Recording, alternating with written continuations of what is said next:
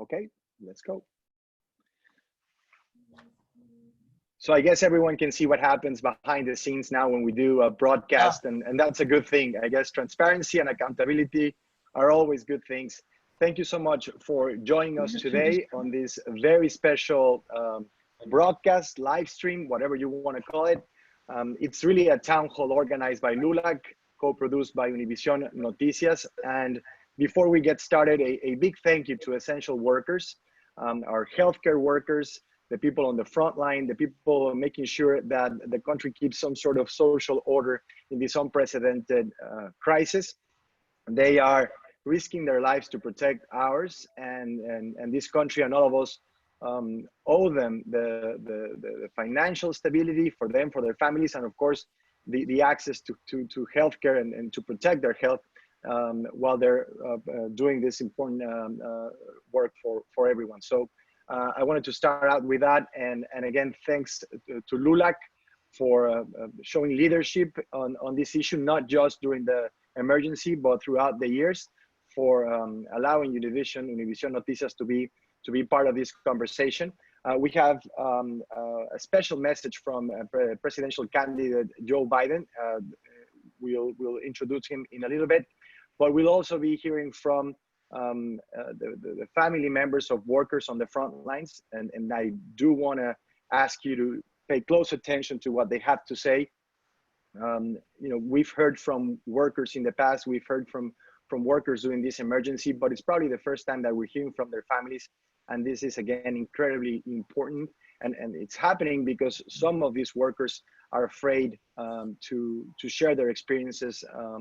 And so their family members are speaking on their behalf.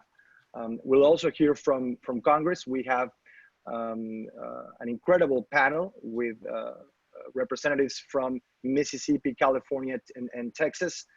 I'll introduce them in a little while, but one of the unintended consequences of this emergency has been that moderators like myself, journalists, masters of ceremony, MCs, get to speak for a little while, and that's, I think, a good thing. I'll let Domingo Garcia, the LULAC national president, introduce the rest of the panel, and of course, the special message by presidential candidate Joe Biden. Domingo, it's always a pleasure to see you, even if we do it through Zoom. Gracias, and please join us. Thank you, Enrique, and appreciate everybody listening in throughout America, as well as the panelists and our vice Congress people and Vice President. I'm having some technical difficulties, so I apologize for the quality of the video. But let me just talk to you about the quality of life for meat packers and workers across America. Today, across America, from the fields that are producing all our vegetables to the meat packing plants and the poultry plants across America, many people are putting their lives on the line. And these are essential workers that have been told to go to work every day.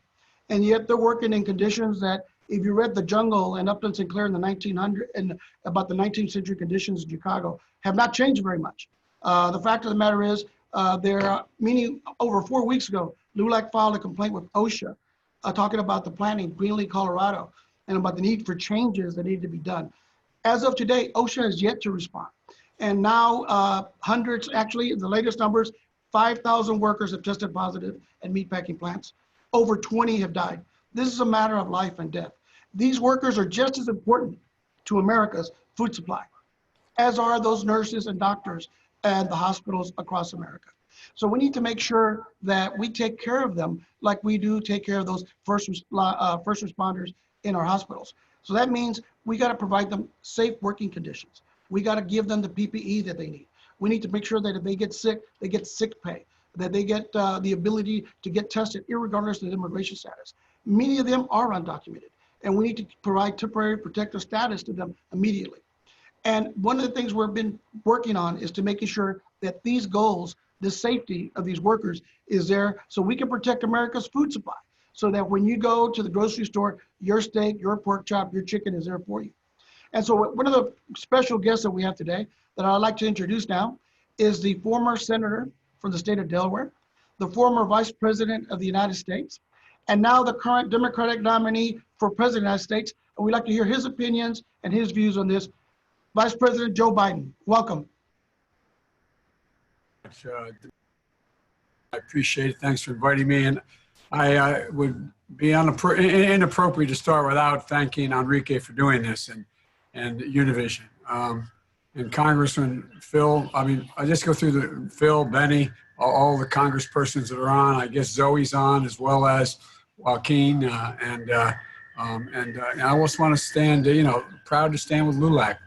I've been with you my entire career because there's no more powerful voice for human rights and human dignity than, and that was true back in the 70s when I was a kid running for the United States Senate. We have a lot of chickens in this state. We a lot of broiler chickens, and there's a lot of folks quote hanging chickens, same as meat packing.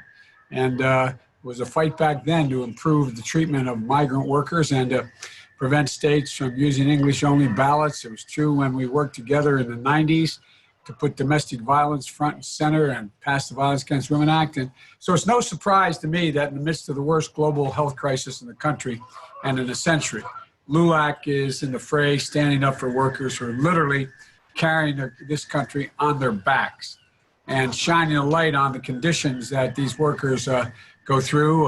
The rest of the country too often doesn't understand it. It's not they forget about it. They just don't even know how tough it is in those meatpacking factories. You've been to them. I've been to them. They're tough under any circumstance. Men and women putting in long hours in meatpacking plants and in chicken fat. Look, when was the last time the average American stopped to appreciate the labor that gets into buying a package of pork chops or at your local grocery store? And it's not so bad. They just don't know how tough it is to get it done, or thought about the lives of the people who make that possible. Meatpacking has always been a hard work, and it takes incredible physical toll on labor on the best of conditions. And it's always been dangerous. It's always been underpaid. And now add that to the extreme threat of COVID-19, made all the worse by fear that workers are living with every single day. They're afraid to go to work because that means what happens if they get ill? What happens if they get COVID-19? They're afraid to stay home because what it means for their livelihood. How are they going to lose their job? They're afraid to come home after work because what they might be bringing back and spread to the people they love and adore. They're afraid to seek proper medical care because what if it meant that their immigration status is in jeopardy and would change? These plants are hotspots for the spread of coronavirus. And I want to make one point here. Every morning I start off like I did this morning with leading medical advisors for an hour and a half briefing on the state of the coronavirus in the United States. And guess what? Nursing homes and meat packing plants are the most dangerous places there are right now. That's not up for debate. Thousands of infections have been traced back to meat packing plants, and at least 30 workers have died from it. They designate them as essential workers, then treat them as disposable. It's quite frankly inhumane and downright immoral because these workers are essential to our society, not just in times of crisis, but always. And they deserve our respect. They deserve a safe working place. They deserve fair pay. And they should never again in this country deny anyone a livable wage like many are being denied. And during this crisis, our essential workers deserve extra premium pay. Let me say that again, extra premium pay to compensate them for the additional risk they face. They deserve the personal protective equipment, including gloves like I have on, a mask that I wear whenever I'm around anyone from the Secret Service or the people doing this broadcast, to enable them to do their jobs as safely as possible. But more than that, they deserve easy access and rapid result testing, which are essential to determining who is and who is not able to work. Look, where are these tests? Testing with rapid results is going to be the linchpin to safely reopen our country. We need to make sure that our frontline workers like meat packers are also at the front of the line when these tests are accessible. They have to be the first to be accessible to the test. They deserve a government that's looking out for their interests, not pushing a false choice between protecting workers' health and safety and protecting our food supply. We can do both. We have to do both. That's what leadership is about. OSHA should get rigorous enforcement standards and make sure employers are following through. following through on them so that no worker gets sick or injured or dies in the job. OSHA has been absent in the job. It doesn't just apply to infections and infectious disease precautions like social distancing and staggering breaks so people get a break to get off the line, but enforcing everyday worker safety precautions, like making sure the speed of the line isn't causing employee injuries, which it has and does. Paid sick leave isn't a luxury. Paid sick leave, not a luxury, a right. It's a basic human necessity. It also keeps a robust workforce. Look, no one should have to choose between earning a living and protecting their own health, as well as the health of those around them they love so much. This virus has made all too clear the absolute necessity of making sure everyone can access affordable, high-quality health care. That's what our government should be doing right now, not fighting in the courts to strip away the healthcare protections from folks who need it more than ever. Testing, rapid results, treatment, and ultimately access to a vaccine for COVID-19 should be available to everyone, and I mean everyone, free of cost. Ask yourself this: what good is it going to do if we withhold access to needed treatment from the poorest members of our society, the most vulnerable, the undocumented? How are we made better or stronger as a nation when immigrant and Latino communities, so many of whom are working in the very plants that are now designated as essential to our economy and food supply, live in a daily terror of an ICE raid on their workplace or other sensitive locations? What do we gain by implementing Trump's un-American public charge rule, which makes people scared to seek out healthcare treatment or need housing or food assistance? You know, that's what's happening right now in places like Albertville, Alabama, where hundreds of infections are connected to 2 meatpacking plants, including one family where both mother and father have the coronavirus. Look, they're too afraid to seek care at a local medical facility because they are undocumented. You know, and there is a police presence at their door, which they worry about. The only support is what communities, volunteers bring to them. This is heartbreaking. Not only heartbreaking, it's the very definition of being counterproductive. We won't be able to defeat this virus until we defeat it everywhere. In just a moment, you're going to hear directly from the families, and I've read their statements of being directly hit by this crisis and the challenges we're talking about. I hope everyone hears their stories and listens to what they have to share, because here's what they know all too well, and what every leader and politician needs to know too. These aren't just numbers. These are individual lives. They're individual stories and families struggling and ripped apart by this pandemic, who need our empathy and our help. You know, I put out a detailed plan about what I think we should be doing right now to support our frontline workers and address the disparities we're seeing with COVID-19 impacts all across the country. And I truly think that if we do this right, we have an incredible opportunity to not just dig out of this crisis, but to fundamentally transform the country so that it's more fair, more just, more equitable for everybody, everyone, including for workers in meatpacking industries. I want Donald Trump to look one of these essential workers in the eye, the meatpackers, delivery drivers, healthcare workers, grocery store clerks, and tell them they don't deserve a livable wage, paid sick leave. This is all about, as my dad would say, he said, Joey, a job's about a lot more than a paycheck.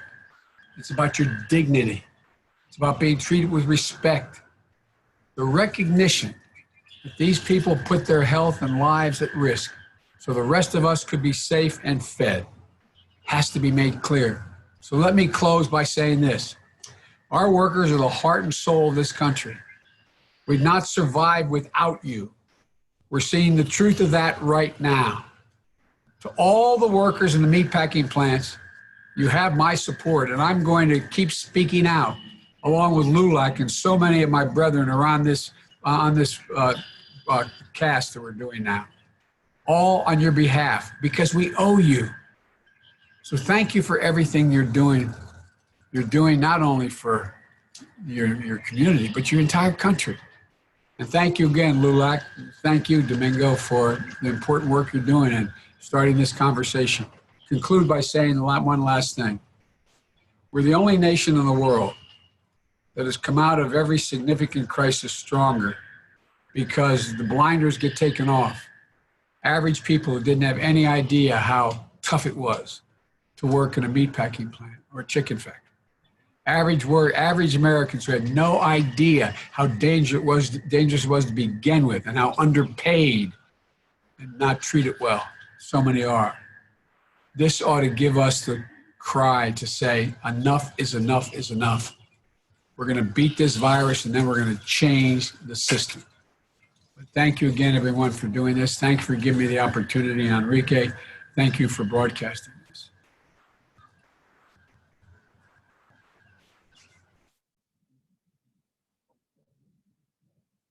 Vice President Joe Biden, we heard from him. We'll be hearing from Domingo Garcia, the president of LULAC, in just a little short while.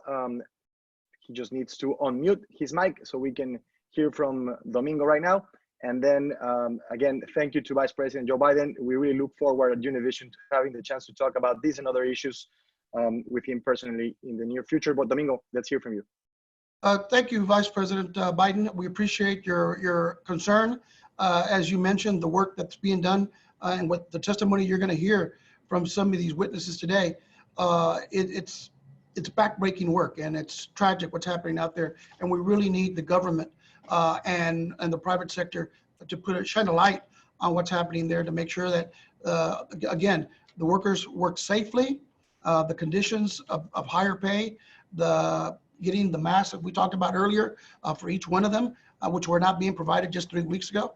Luckily, now some of them are. And that you can't say you have to go to work and risk your life. You got to do it in a safe way. So Vice President Biden, thank you for your comments. And Enrique, if you can go ahead and if you'll listen to a few of these testimonies, Vice President, I think these will bring the problems home to you. Enrique? Thank you so much, Domingo. And yes, we're going to hear from Alejandro Ortiz, from Nancy Fregoso, Veronica Guevara, and Edgar Ramirez. They're all family members, the sons and daughters of essential workers on the meat packing, the food industry. And again, we are privileged to hear from you. We're delighted that you're part of this conversation. I would say the most important part of this conversation, because throughout your life, all of you've experienced what it's like to be, again, the family members, the relatives, the sons and daughters of these essential workers who for many years have been considered disposable workers, as Vice President Joe Biden said.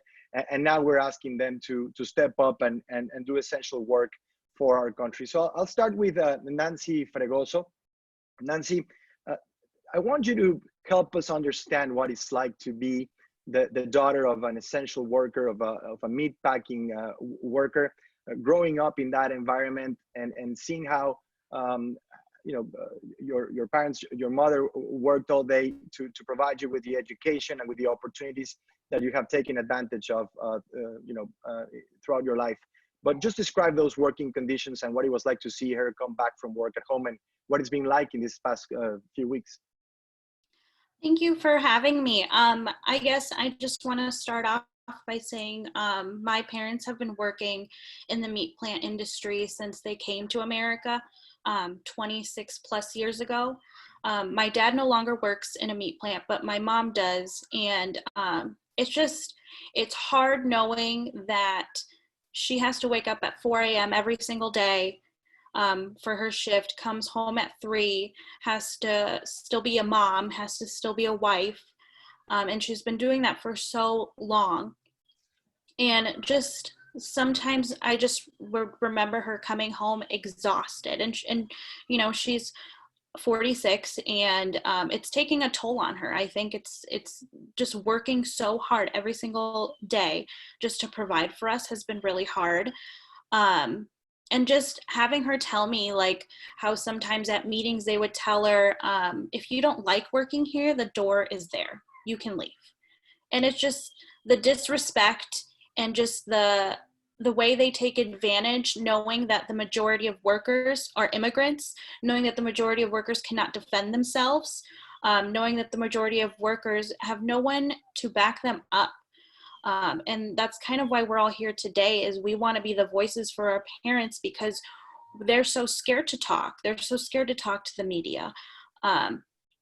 So that's why we're here, to represent our family and to give back thanks for all the hard work they did for us. It's our turn to represent them, and it's our turn to take everything we've learned in our college careers and speak up for them. Nancy, and they did an incredible job of raising you, and we're all very proud of the work they do, especially now. Please let your father and your mother know that all of us, not just here today, but every day, are incredibly proud of the work they do and the sacrifices they've made to raise a daughter like yourself, and to be the voice, not for them, for your family, but also for your community. Alejandro Ortiz, I also want to bring you in.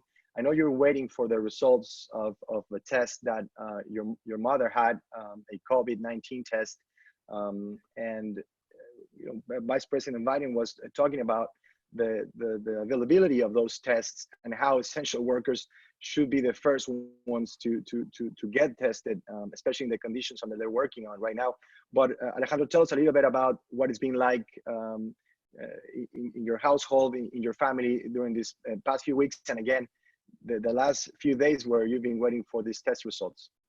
Yeah, I mean, it's been incredibly scary, just not even the last few days, the last few weeks. We've had, this extends beyond just my immediate family. I mean, my extended family is here, again, similar to Nancy's family, for 20 plus years, establishing, their home here. They're here because of the opportunities, but, have experienced just long term. I mean, and that's one of the points that I want to, make sure that we address, because a lot of the conversations we're having is about the short term. We're in an emergency mode, but what we can't let happen, and what I want to feel confident about, and I know that a lot of the workers have been asking me about, is what's the long term plan?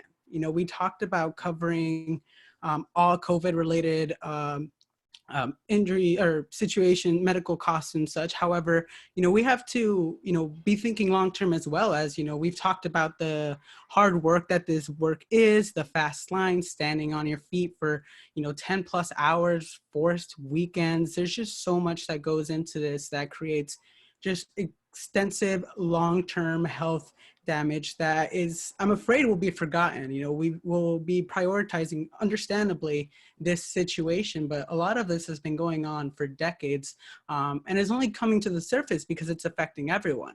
And even just expanding the healthcare we have now is still going to have a lot of people, specifically these workers, not be covered, where undocumented individuals won't be covered. We are still limited, we'll still be limited even for potentially some of the TPS workers or other temporary workers that are here, and while there's definitely, again, this immediate, very desperate need and attention for what's going on, we also have to make sure that we're not, losing the big picture, that this is going to be a long-term fight. So who I cast my ballot for needs to be able to promise that it's going to be a fight that's going to continue and that we won't be forgotten. And that's something that, again, we have to keep coming back to and feel confident that that's where we're going. Alejandro, thank you so much. You make a very important point, and I want to make sure that people don't forget that the conditions these workers face are just made harder by the emergency, by the health emergency and its economic impact. But they've been there for a long time. Nancy was talking about how her mother has been working there for decades. The same with Alejandro, and just now we're starting to sort of put the spotlight back on the protections and the conditions these workers need. This false choice, again, Vice President Biden was referring to, between protecting workers and protecting the economy. It's true not just during the emergency, but moving forward. And Veronica Guevara, I want to bring you in. Tell us a little bit about the idea that there is this false choice between protecting your relatives, your parents, the work they do, and protecting the economy. You're sort of caught in the middle of that argument, because you're seeing firsthand the conditions in which they have to work under, and then you also have a family. You talked about your son and your husband at home, and being able to provide as a family for them, and having the chance to do that in this economy. So tell us a bit about your experience during this emergency. Well, I mean, the differences are stark. I mean, me and my husband have the privilege of being able to work from home. My parents don't. My parents have to go out and work. And I mean, that's just added to the stress during this pandemic. I was worried about them, but I tried not to be so anxious about it. And so when my mom did get sick, it wasn't surprising. And the entire time it was scary. And now my grandparents also have the virus. And I mean, this is just impacting so many people, even people who aren't going out and leaving their home every day. I mean, the impact is just devastating. It's reaching people that are trying to stay safe and healthy. And I think the government response has been completely ineffective. Yeah, we definitely need more. How are your grandparents holding up? You just mentioned they were infected. My grandmother is doing much better. She was discharged from the hospital a few days ago. My grandfather is unfortunately in an ICU on a ventilator. So we are just hoping for progress and waiting. I mean, there's not a whole lot we can do. I'm so sorry to hear that, Veronica. How do you think this, being the daughter of meatpacking workers has shaped you? And how are you planning to tell their story to your to your son and your daughter when they're older and they realize all the sacrifices your families made, not just for you but for this country? Yeah, I mean, I think my family's story, where we come from, our roots, are really important to me, to my husband, and it's definitely something that we want our daughter to grow up with. I think just seeing my parents work so hard day in and day out. My dad worked at a meatpacking plant for over 20 years, and the reason he left was exactly because of all of these working conditions. I mean, the wear and tear on his body. He was developing even like mental health issues because of like the hostile work environment. So it's not just physical, it's mental too. And now he works outdoors. But I mean, realistically, my dad is getting closer and closer to retirement, and he's still doing all of this physical work. And the only reason my mom went back to work, so she normally would watch my daughter while I worked, and then we were all placed in quarantine, and she was like, hey, I'm going to take this as an opportunity to get some extra income. We really need it. And I mean, how could I say no? Unfortunately, I can't provide for them. Yeah, I think just seeing them work so hard and still work so hard has really impacted the advocate that I am. I think all of us, Alejandro, Nancy, Edgardo, I think we all can relate to just always being, always advocating for our parents since we were young, and we're definitely not going to stop right now. So. Thank you, Veronica. And I know your daughter is going to be very proud when she grows up and sees what you've done for your community. And finally, Edgar Ramirez, what do you want to tell Vice President Joe Biden? He's still with us. He's listening to everyone's story. What would you like him to know about your own story? You shared that this morning on Despierta América on Univision with the country. But Edgar, if you have a message for Vice President Biden, we'd like to hear it. Yeah, thank you so much for having me. And thank you for joining us, Vice President Biden. It's a really privilege being able to be here on the call with everyone and my good colleagues and friends here too. So I think one of the biggest things that I've been grappling with, and I think I've seen it firsthand within my family, So my dad right now, unfortunately, he is hospitalized on a ventilator because he got COVID 2 weeks ago, and he's fighting for his life right now. My mother got it shortly after he got it because he brought it home. My little sister got it. And so it's just impacted our family in a really, really, really bad way. And, you know, I know that there's so many more families just like mine, especially in the Latino communities and underrepresented communities who also have families that are going through the same struggles as us. And it's just disheartening to know that there essentially is this systemic racism happening right now that is basically the administration, especially the state governors, like the governor of Iowa, governor of Nebraska, and the Tyson plants and other food processing plants are really just letting these workers know with their actions that they don't care about them and that they're disposable, and that, you know, my mother, you know, cries every night wondering if she's gonna see my dad again. And, you know, this has really caused so much trauma to the Latino community especially, but just immigrant communities across the country who work in these meatpacking plants. They're the largest employer base in this industry, and they're also ones who have more likelihood of having pre-existing conditions too, which also just puts them at higher risk of complications when they contract COVID. And it's just all these things, there's all these health inequities that exist, that have existed before this pandemic. And this pandemic has just brought it up to the surface. It's ugly, and it's a really sad reality to know that this administration has not caught up to speed in just giving reparations to communities who have been systemically oppressed, especially in this industry. And I just hope that you know, Congress members here and other representatives can help advocate for our families, because we're struggling. We're already at a social disadvantage compared to other populations, and it's just really hard. Thank you so much. Is it possible? Sir.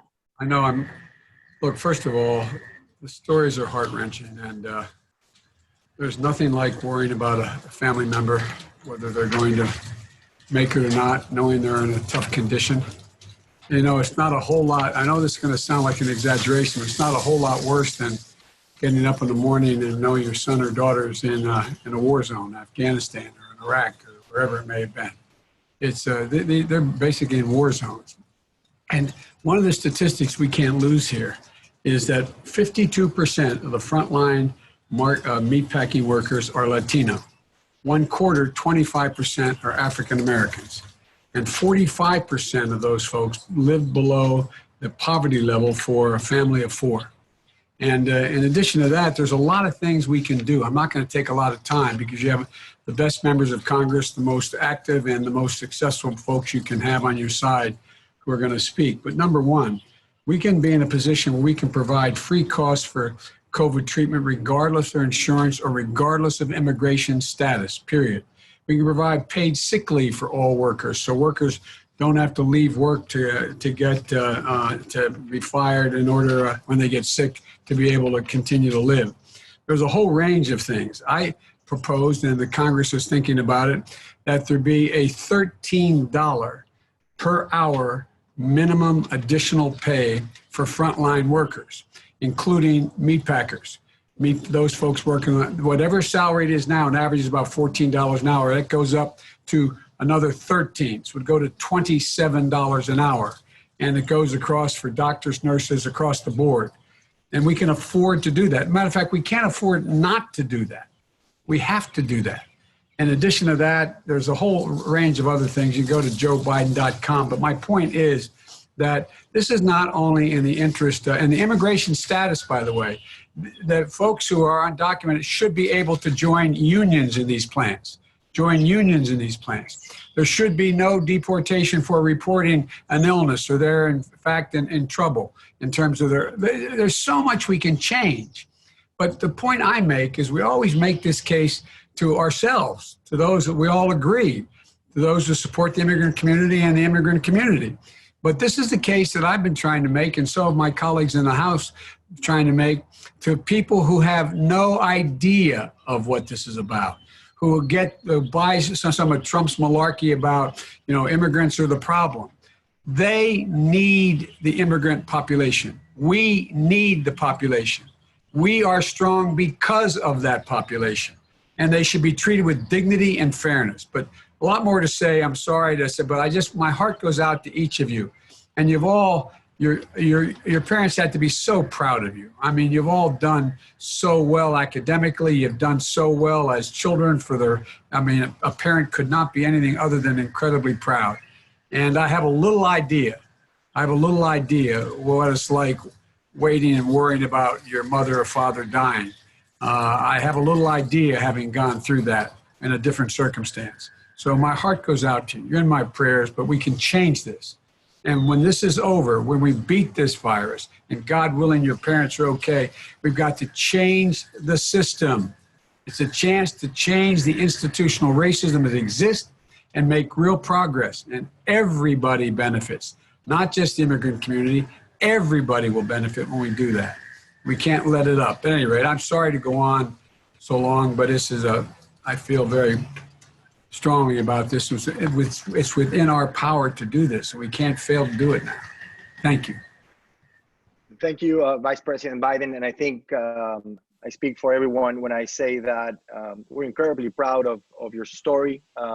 Alejandro, Nancy, Veronica, Edgar, we're incredibly proud of your parents. And, in the midst of everything that's happening, when people ask me, is there anything you're optimistic about when we talk about the future? And it's you guys and the voice you provide for your community, for your families, and everything you represent. So that, I think it's a little bit of good news with everything that's happening, and your families and your relatives are in our prayers and in our thoughts. Edgar, Veronica, I know your grandfather right now is in the intensive care unit. Veronica, Edgardo with your father.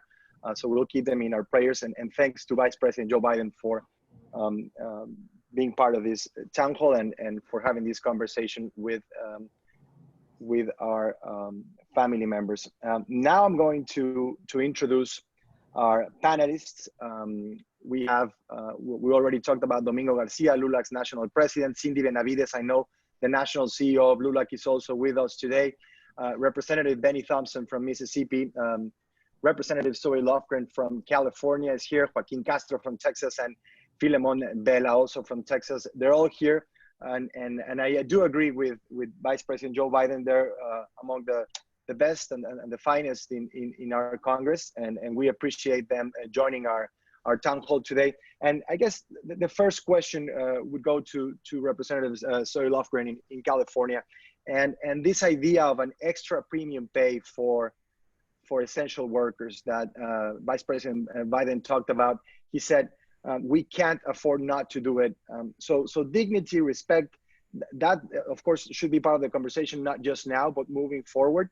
And that has to do with fair pay for the kind of work that these essential workers are doing in those plants. Representative Lofgren, thank you for joining us.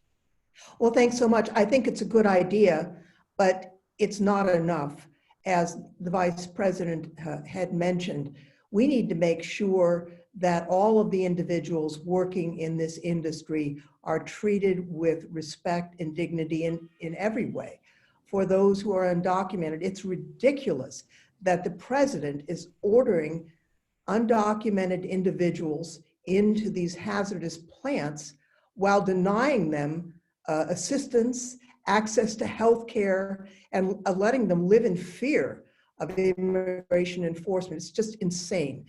So we need top to bottom immigration reform, but we're hoping, and the Democrats are pushing for deferred action and a full respect for essential workers during this pandemic. And I chair the Immigration Subcommittee in the Judiciary Committee. To me, getting top to bottom reform, if we're able to change the political landscape, as you know, the Republicans are not too friendly to this. If we get a better president and we have the Senate and the House, to me, this has got to be the first order of business legislatively. Thank you so much. Thank you so much, Congresswoman Lofgren. And I forgot to mention Joe Henry, who really made everything possible today from LULAC side. He's close to those families that we heard from earlier today. He's been an incredible partner to Univision throughout the years, and I really want to thank Joe for being part of our town hall here today.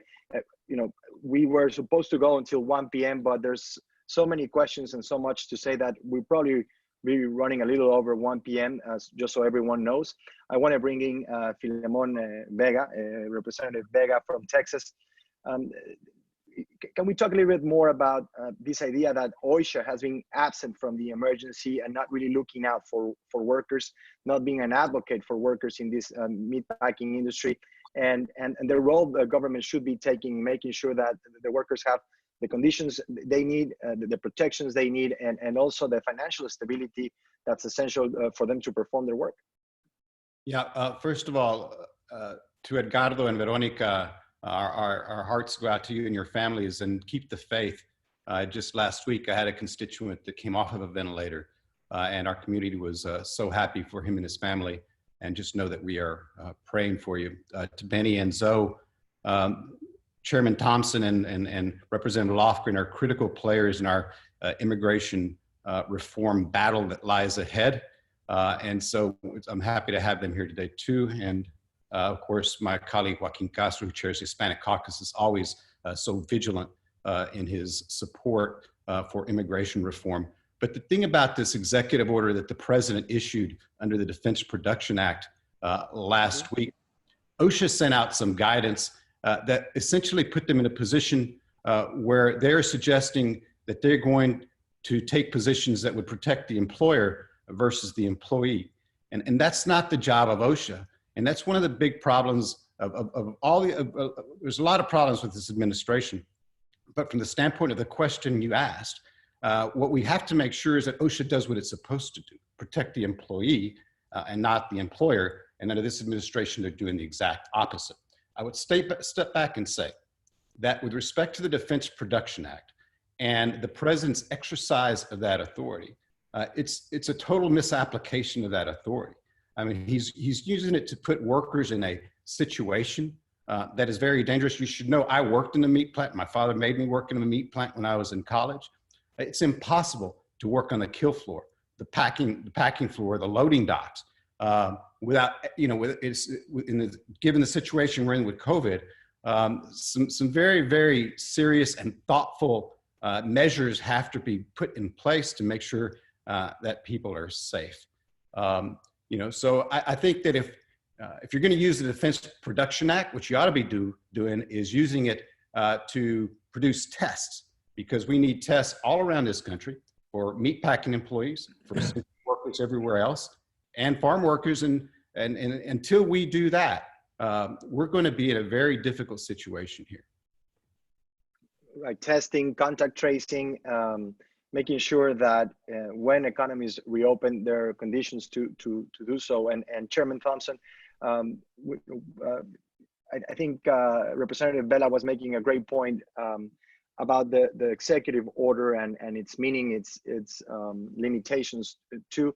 And I want to ask you about the contradiction in this executive order, because even though the Trump administration has been prosecuting immigrants and trying to limit both undocumented and legal immigration to the United States, this executive order in a way recognizes immigrants as essential to our economy. It recognizes immigrants as essential to our well-being. Maybe not explicitly, but it feels that that's the case by trying to get the industry to remain open during these conditions. Well, thank you very much for having me. One of the things we could do under that executive order, if the president really cared about the workers and the issue, he could give temporary protective status to the undocumented people who work in those facilities. And that, I think, would send a strong signal that not only are you protecting a vital part of our economy, but we value what you're doing too. But as you said, and as other speakers have talked about, they're more concerned about the liability of the companies rather than the actual health and safety of the workers. So I'm not at all surprised that this is the direction the president is going in. He could care less about workers. This notion that worker safety is a fundamental issue. The notion that workers in this country ought to have the right to form a union if they so choose, and should not be penalized for choosing or advocating that. So a lot of us, I chair the House Homeland Security Committee. We are firmly committed to creating that pathway to citizenship.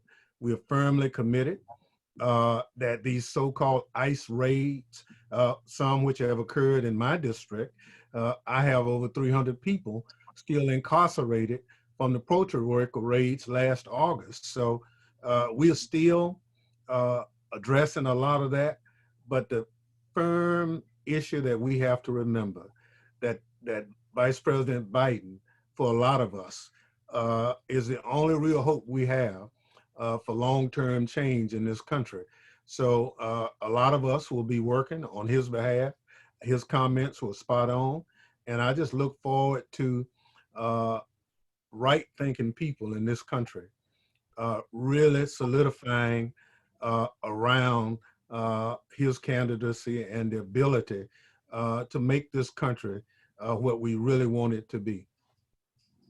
Just following up quickly, sir, is there any initiative in Congress to make that TPS for essential workers happen, for undocumented workers happen? Well, the one thing, the executive order just came out. We go back ostensibly next week. I think you will see some movement in that direction before the week's out. But again, you know, this president, I think I can safely say that the people on this would be the last people that President Trump would listen to. But nonetheless, we speak for a lot of people in this country. If I can just Thank you so add, much. Yes, Bennie please. has been a tremendous leader in this effort as chair of the Homeland Security Committee, and I'm grateful to him for that leadership. We also have a proposal from the Judiciary Committee, Democrats, that we sent for the possibility of inclusion to give temporary protected status to essential workers that we sent in for discussion. But we have, because the Senate is a majority Republican, and of course the president has to sign a bill, we have to get a consensus on it. We don't know if we will. The president could do this with the stroke of a pen. He doesn't need the Congress to act, but we're going to try and see if we can push that case with the help of the chairman's leadership and the rest of us pushing for that. Thank you, Congresswoman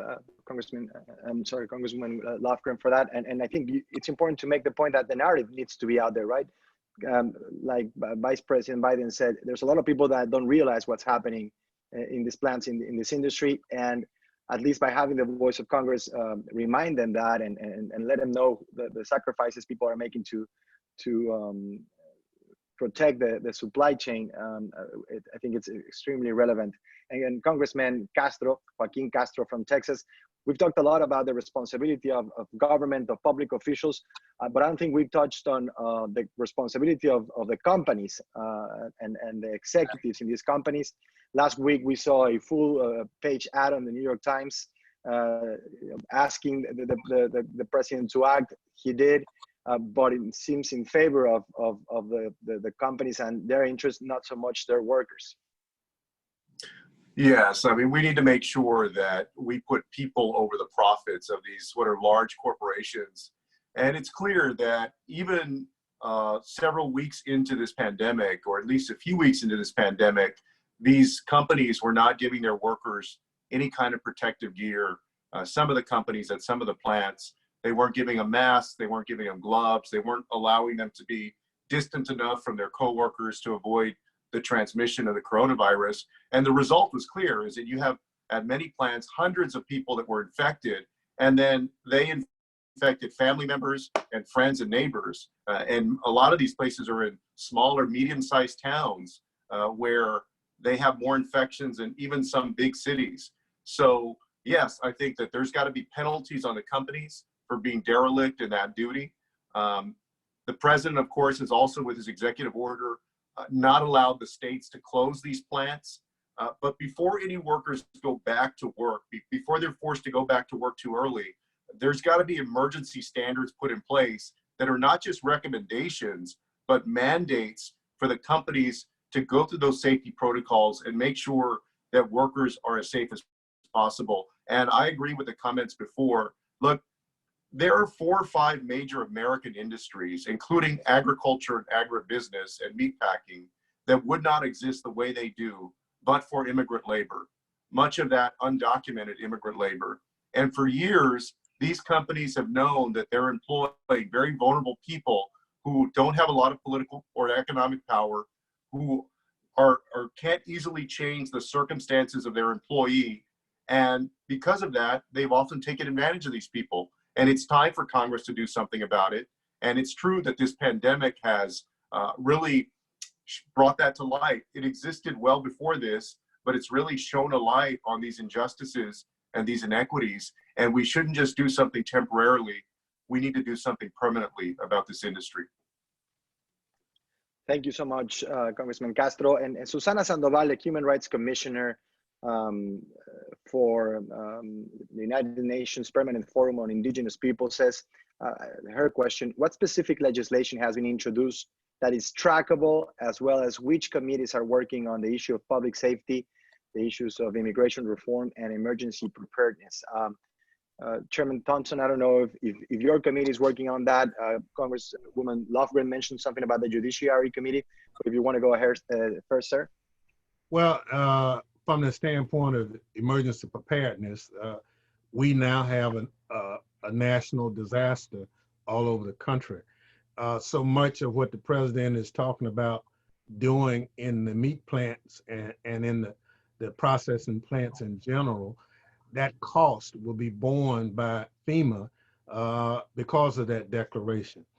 In addition to that, we have border security as part of our jurisdiction.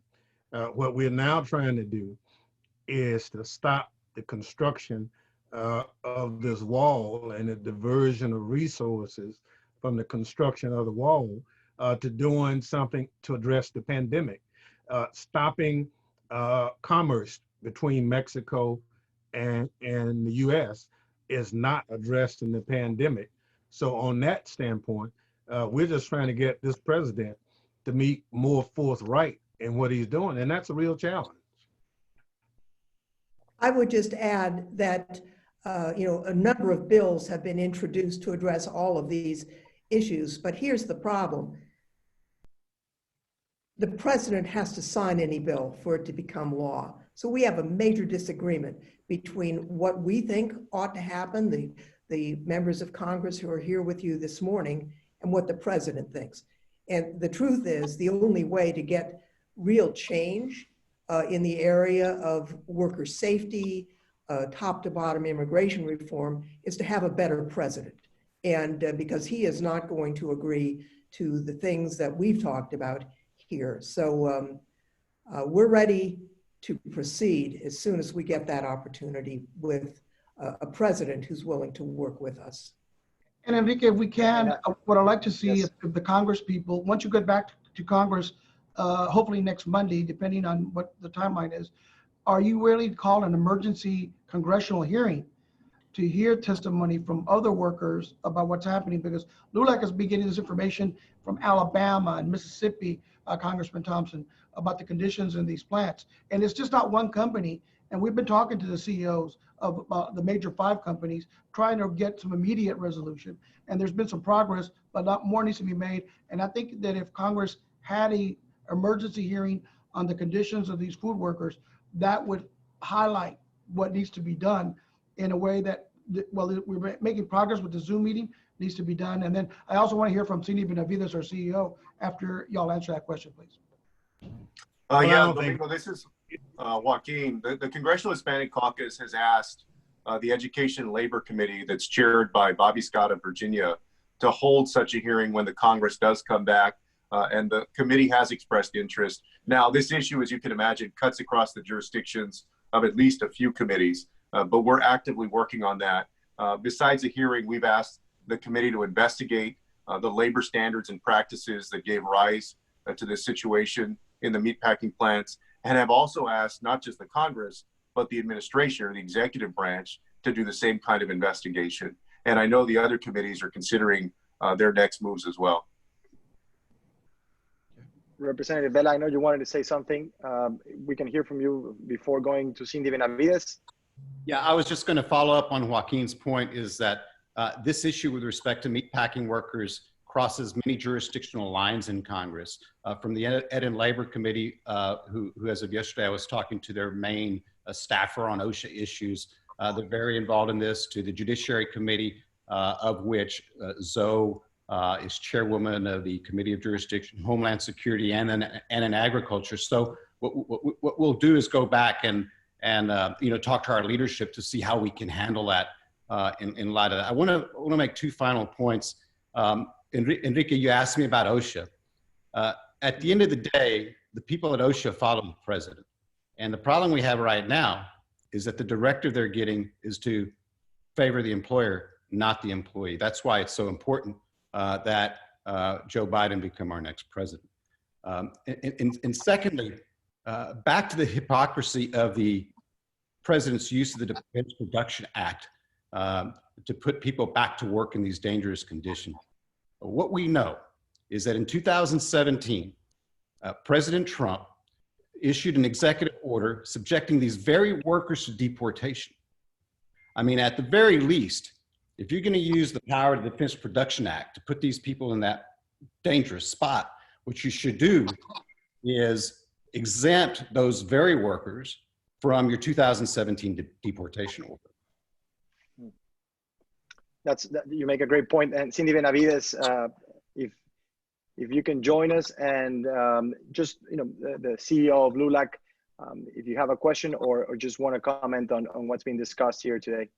Thank you so much, Enrique, and thank you again to Univision for partnering.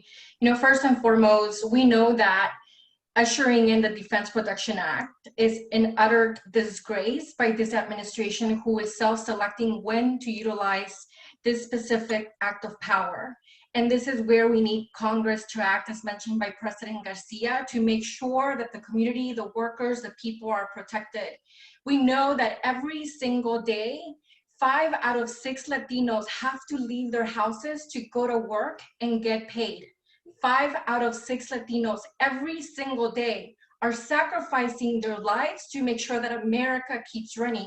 And we also know that when we looked at individuals who have already been impacted by COVID cases, over 5,020 deaths, we know that this is a massive undercount. We think that it's actually doubled, if not tripled that number, because we know from the workers directly that when they go to the clinics and when they go to the hospitals, they are being turned away and they're being denied services. And I just want to thank Nancy, Edgardo, Veronica, and Alejandro as courageous leaders for standing up for our community. And what we need now more than ever is, as LULACers, as Latinos, as immigrants, as a united community, to elevate our voices, make sure that Congress hears them, make sure that this White House understands that it will always be about the community. It will always be about making sure that this country moves forward through the act of its people. And that in November, we sent a very clear message of the leaders that we want representing our entire nation and country.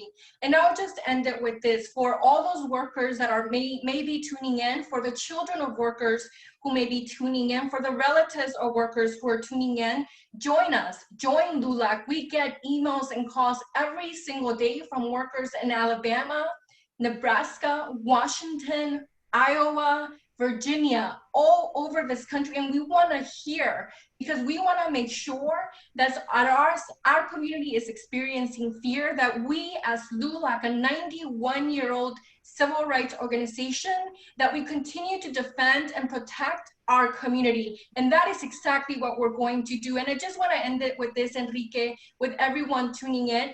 Thank you so much to our fearless LULACers, leaders, to all those unsung heroes who we don't hear their names every day. People like Joe Henry, like Diana, like Sani, like Maidai, like Florida, like Nick Salazar, individuals like Kim Cordova with UFCW, and so many others who are really on the front line, making sure that the voices of our community and our people are elevated. Thank you so much, Cindy. And you talk about fear and fear as a factor playing out throughout this emergency. And it's incredibly important. That's why I want to bring in quickly Joe Henry, who's on the ground working with these families. Joe, if you can share a little bit about that, about the fear in the community. You know, we've all faced this unprecedented crisis, but we face it in a very different way. And Veronica Guevara was talking about that earlier today. But for families in places like Iowa, what you've seen, and if you can share that with us, especially this idea about living in fear more now than ever. Sure, thank you. What is happening right now as we are talking, workers are working within inches of each other. They're working at a very high pitch on these lines, cutting meat. Literally sweat is pouring from their bodies onto the meat as we're talking right now. Many of these workers are going into the human resources department saying, we cannot keep up, we cannot survive in this type of situation. Why aren't we getting paid for sick leave? I was off for a week or two. I only have $100 in my paycheck. What is going on? Why am I having to pay out-of-pocket deductibles? My family member was just in the hospital several weeks on a ventilator. Why do I have a health care bill for $10,000, $20,000, $30,000? This is all going on right now, everywhere. These workers need our help. We need to move quickly. Our community is hurting. The immigrant community is hurting. Every day, every minute, workers going into these plants. These are literally death marches into these facilities. These are becoming Chernobyls. We must demand justice now. We have to move quickly. So that's what's going on. You need to look at that. People are suffering. These young people, they hear these stories every day. So that's what's going on. We need to move quickly. Thank you. Thank you, Joe. And finally, we went well past 1 p.m. That was our finish line. Just final round, some final thoughts from our panelists. I'm going to start with Filemon Vela in Texas and talk about the undocumented immigrants, that component of our discussion today that's so important.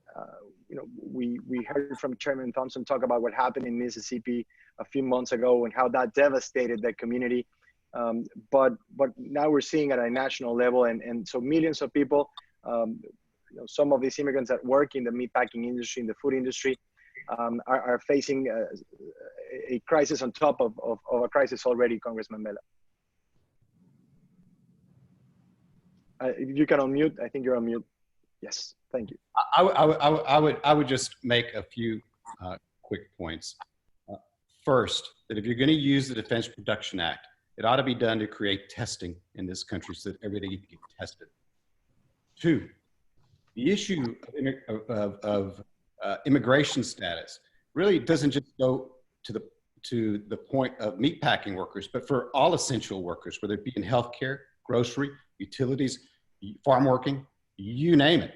Given the crisis we're in, it is my view that every single one of those people that are doing essential work in this time of crisis deserve a green card. And at the very least, like I said earlier, the hypocrisy of the Defense Production Act order putting meat plant workers in a situation like Trump would do it, at the very least, he needs to go back and amend and exempt those very workers from his deportation order of 2017. Thank you, Congressman Vela. The chairman of the Hispanic Caucus, Joaquin Castro, some final thoughts um, what can we expect from the Hispanic Caucus in the next few weeks? Yes, very aggressive advocacy, as we've been trying to do. We were the first to call for the investigations of Congress and the administration. We've gotten behind legislation on most of these issues that we've discussed today. And I would also ask LULAC, I know Domingo has been also very active, and Sindy, but everybody who is part of this call, if you can make sure that you reach out to your members of Congress, reach out to the White House also, and let them know how you feel about these issues, because this is a time to speak up very strongly and make sure that people are protected. Thank you so much, Representative Lofgren. Sindy Benavides mentioned that 5 out of every 6 Latinos need to leave their house. So it also feels that some of the recommendations to control infections, to mitigate the virus in our communities are not specifically aimed at that reality. How we make sure that we're making them not just protect the rest of us, but that the rest of us is protecting them and valuing their sacrifice. Well, let me just say how valuable it has been for me to listen to these panelists, to these wonderful young people talk about their families and what's going on in these meatpacking facilities. And I think we came into this morning motivated to act. That's only been reinforced because of these stories that we've heard. So I'm grateful to you for doing that. We know that we have fallen short as a country in protecting working people in the best of times. And now with this pandemic, those fault lines have become ever more clear. So we need to do a better job of making sure that working people have the protections, both in terms of wages, but also the conditions on which they're working.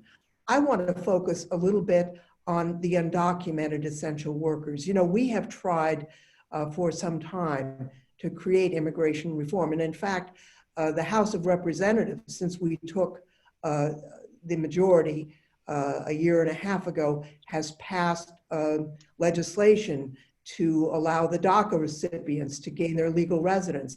We passed just recently a major bill to allow undocumented farm workers gain legal permanent residence and a path to citizenship. And we were working on other provisions as well. None of those have been taken up by the United States Senate. Mitch McConnell has not moved them. And I don't know if the president would sign them. So we have a big job ahead of us. We're willing to take that job up, but we need the help of American voters. We need to change the majority in the Senate, and we need a better president. So I hope that our Vice President Biden will be able to sit in the Oval Office and sign bills that create a better immigration system, a reformed system, not only for immigrants, but for all workers. And Filemon is right. If you're going to say you're an essential worker, but we're going to preclude you from getting the health care you need once we've insisted that you put yourself in a hazardous working spot, that's indefensible. And we need to make sure that that gets changed. So thank you to all my colleagues in the House, to the panelists, and we value the input that you've given us today. Thank you. Thank you so much, Congresswoman Lofgren. And the final question for Chairman Thompson comes from one of our participants. It says, will Congress work to create legislation to make OSHA safety guidelines for COVID-19 workplaces into federal regulations? With that question and your final thoughts, we'll say goodbye. Well, first of all, let me thank you for allowing me to participate. Congress absolutely will, but the impact so much on what we do is predicated on who's in the executive office. OSHA, without the Trump intimidation, could do a better job.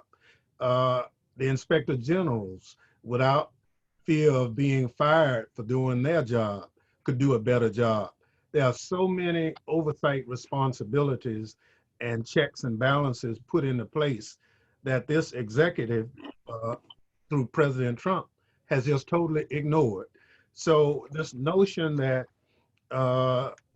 we have three branches of government, legislative, judicial, and executive, only goes so far. I would say the notion is, unless you have good people in all three, bad things will happen. And we have a good example of what's occurring right now.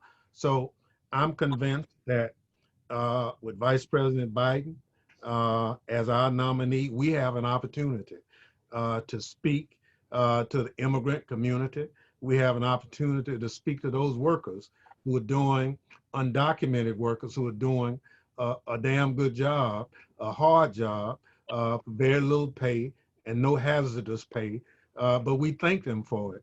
But the best thing we can do is for those of us who are voters to vote Donald Trump out this November. Chairman Bennie, Thompson, all the members of Congress, Filemon, Vela, Lofgren, Joaquin, Castro, we really appreciate your time today and your generosity to answer questions and listen to everyone's comments. LULAC, starting with Domingo Garcia, the national president, Sindy, Benavides, Joe Henry, thank you so much for, again, taking the leadership on this issue, not just now, but since you started decades ago with this important work.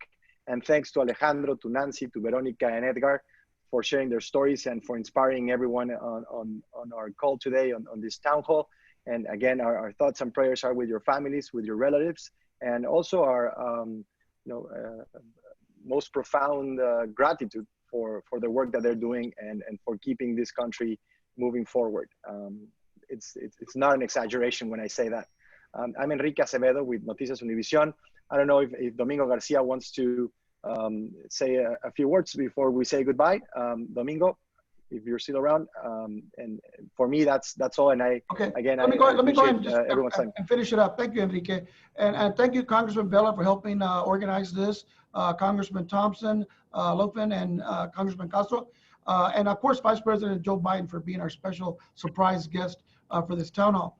But more important, those of you who testified who are on the front lines, who have family members there in Iowa and Nebraska, and I think it's important that we put a face.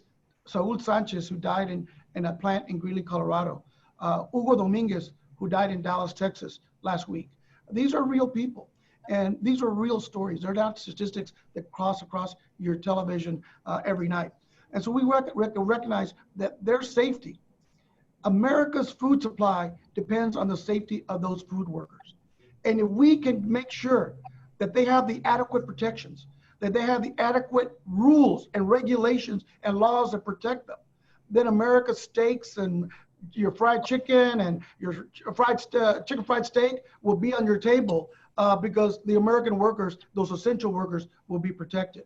And I encourage all of you to join LULAC. Go to LULAC.org. And if you want to, we're raising money right now to help some of these workers, some of these families that have been impacted by this. This is something that we do. We've been doing it since 1929.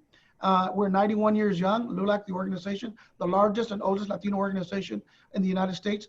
And we're going to continue fighting to make sure that every worker in America, especially if their name is Jose and Maria, gets the same treatment as those that are in the hospitals and in the military today, because we have been there too. So whether it was our veterans who were fighting in World War II, like Alejandro Garcia, who was a Medal of Honor winner, or those who today, like the families of Alejandro and Nancy and Veronica, and Eduardo, those are heroes also. They're just as important as those other veterans are today. So muchísimas gracias. Seguimos para adelante hasta la victoria. Enrique, gracias. Thank you, Domingo, and thanks everyone. Have a wonderful week. Thanks for joining us today. That's all. Thank you. Thank you. Thank you. Okay, I don't know how to get off. I just put how do I get off? Oh, exit full screen. But that doesn't give me the close. Leave meeting.